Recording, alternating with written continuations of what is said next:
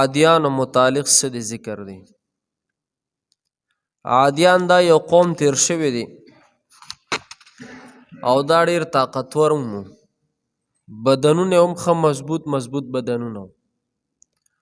الله ورله مالی طاقت هم ورکړو، بدني طاقت هم الله ورکړو. او دا عادیان الله پاک په دې آیات کریمه کې یو ټکی ذکر کړی دی، احقاف. احقاف چې دی دا جمع د حقف ته او حقف ویل کېږي هغه ځای ته چې د شګو اوږدې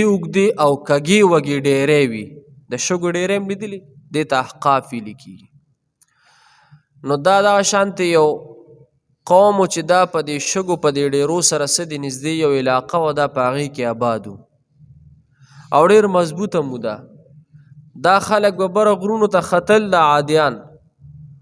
او په خپل لاسو باندې به څه دی په دې غرونو کې به ځان له کوټې به یې جوړولې د بطور فخر، او په دې لاسو به یې څه دی دا غرونه تراشل. او بدنونه هم الله پاک ښه اوږده بدنونه الله ورکړو، مالی لحاظ سره هم ډېر ښه و. ولیکن دې عادیانو د حضرت هود علیه السلام خبره ونه منله. حضرت هود علیه السلام الله پاک دې ته راولېږلو چې تاسو د شرک نه او دا شانتې د نورو نافرمانو نه ځان بچ وساتئ. دې عادیانو ورته وی که موږ دا نافرمانی کوو نو بیا به موږ سره څه کېږي؟ وی که تاسو د نافرمانۍ نه توبه ونه ویستله نو بیا به در باندې د الله عذاب راشي. نو وی عذاب به څنګه راځي؟ بس هغه د الله خوښه ده چې څنګه عذاب د باندې الله راولي. وی د دې عذاب څه نښه خو راته وښایه که نه، یو علامه راته د دې عذاب وښایه. نو حضرت هود علیه السلام ته الله پاک فرشته راولېږلی، د دې عذاب علامه دا ده، نښه دا ده چې اوریځ به راشي په دې باندې. او د هغې نه مخکې د اوریځ د راتلو نه مخکې وي په دې باندې به څه دی قادسالي راشي، خوشسالي به شي، فصلونه به وچ شي، اوبه به نه وي، څاروي به چې دی د لوږې تندې د لاسه به څه دی دا څاروي به مري، او انسانانو ته به څه دی په فصل کې هم کمې راشي. نو یو علامه خو څه دی دغه ده. لیکن دی بیا هم چې د هغې ګپ وګڼله او توبې ونه ویستله. چې توبې ونه ویستله نو بیا به هم دی د حضرت هود علیه السلام به ورته بیا هم راتلو، ورته به یې ویې لکه د الله نافرماني پرېږدی، ایمان راوړی او د الله جل شانه احکامات ومنئ. نو چې دی بیا هم ونه منله نو بیا ورته حضرت هود علیه السلام ورته یې بس اوس په در باندې د الله د طرف نه عذاب راځي. یو عذاب خو در باندې تیر شو، قادسالي راله، خوشسالي راله، څاروي هم د لوږې تندې د لاسه مري، او انسانانو ته هم خوراک څښاک کمی دی. نو چې بیا پې کله اوریځ راله، سخته اوریځ، او داسې اوریځ پې راله د آیات کریمه کې الله پاک وایي داسې نږدې پې راکوش و دا اوریځ چې د دې پټو ته پټي چې د دوی کوم و، د دې چې کوم فصلونه و بلکل هغې ته نږدې وه، د دې چې کوم خوړونه و، کوم نهرونه و، کوم نالۍ وې هغې ته د اوریځ بلکل نږدې شوې وه. نو دوی خوشحاله شو اوس په موږ باندې باران وشي، اوس په چې دی زمونږ فصلونه څه دي دا به مضبوط شي او زمونږ فصلونه به ښه شي او خوشسالي به ختمه شي، قادسالي به ختمه شي. نو حضرت هود علیه السلام ورته ویې ګورې دا د رحمت اوریځ نه ده، دا ګورې د غضب اوریځ ده. نو اول نه پې څه دی چې کله پې د عذاب د علامات شروع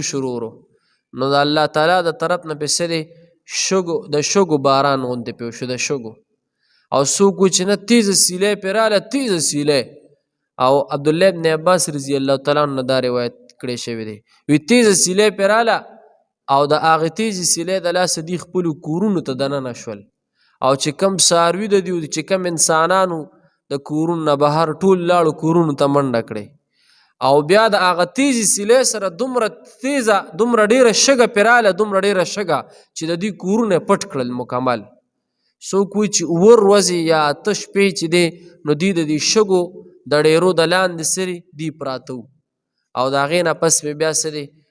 د هغې کې چې دی نو د دې شګو د دې ډیرو د لاندې چې دوی ګیر شو بس هغې کې دوی مړه شول، هغې کې دوی ټول څه دی تباه و برباد شول. نو الله سره مختلف قسم عذابونه شته. سیلی پې راوستله چې دوی کورونو ته دننه شول، ساروي دننه کړل په خپله دننه شول د سیلې د لاسه الله پاک پې څه دی یا پې د شګو باران شوی دی یا څه دی د سیلې د وجې نه پې شګې راوالوتې او د دې هغه کورونه پکې دومره شګه وه چې د دې هغه ټول کورونه پکې څه دی دا پکې پټ شول او 8 شپې پس څه دی یا 9 شپې پس څه دی دوی پکې بیا څه دی هغې کې مړه پراته بیا نو ګوره 9 شپې پس یا 8 شپې پس د دې د کورونو آبادۍ نه ښکارېدې بلکې د شګو ډېرکې ښکارېدلې څه شي ښکارېدلې د شګو دونه شګه پې د الله د طرف نه څه دی راغلی الله سره مختلف قسم عذابونه دي که نه ګوره شګو د لاسه شګه سي او د شګو ډېرکې د هغې په کورونو باندې څه دی جوړې شوې الله پاک هغې تباه او برباد کړل نو آیتونو کریمو کې څه دی د حضرت هود علیه السلام د دې قوم څه دی ذکر وکړه جي وذکر اخا عاد او یاد کړه رور د قوم عاد اذ انذر قومه بالاحقاف چې کله ویرو د خپل قوم په احقاف کې وقد خلت النظر من بین یدیه او حال دی چې تیر شي ویرونکي مخکې د دنه ومن خلفه او شاته د دنه الله تعبدوا الا الله چې تاسو عبادت مکوئ سوا د الله نه انی اخاف علیکم عذاب یوم عظیم بېشکه چې زه یریږم په تاسو باندې د عذاب د لوی ورځې قالو ویل دی اجئتنا لتأفکنا عن آلهتنا ته راغلي مونږ ته د دې دپاره چې ته واړئ مونږ لره زمونږ د معبودانو نه فأتنا بما تعدنا ان كنت من الصادقین پس راوله ته هغه عذاب چې ته زمونږ سره واده کوې قال ویل ده انما قال ویل حضرت هود علیه السلام انما العلم بېشکه چې د دې عذاب او د دې خبرې پوره علم چې دی عند الله د الله تعالی سره دی وابلغکم ما ارسلت به او رسوم تاسو ته هغه څه چې زه پې رالیږلی شوی یم ولکني اراکم قوما تجهلون لیکن وینم زه تاسو لره داسې قوم چې د جهالت خبرې کوي فلما رأوه عارضا نو چې هر کله ولیده د خلکو ها عذاب مستقبل اودیتهم چې وریځ وه چې را روانه وه مخامخ د دوی د میدانونو طرف ته قالو نو ویل دی هذا عارض ممطرنا چې دا خو وریځ ده چې په موږ به باران کوونکې وي یعنی دا خو وریځ ده چې په موږ به باران کوونکې ده دا وریځ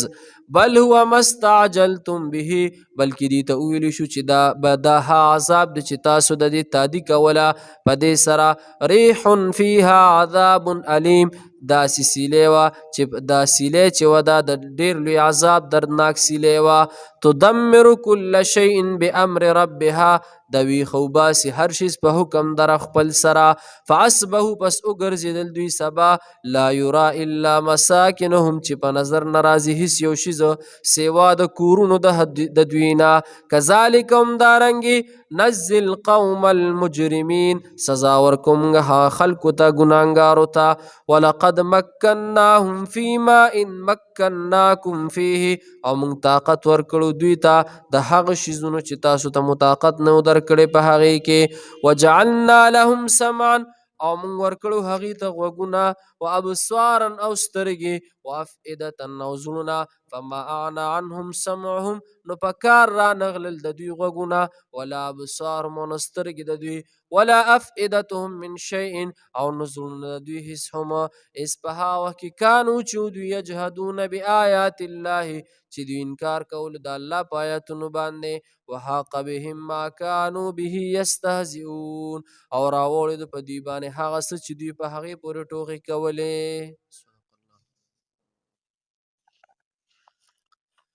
الحمد لله رب العالمين والعاقبة للمتقين والصلاة والسلام على أشرف الأنبياء والمرسلين وعلى آله الطيبين وعلى آله وصحبه أجمعين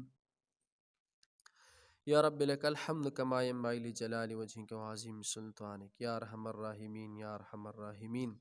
يا مالك الملك ذو الجلال والإكرام بيدك الخير إنك على كل شيء قدير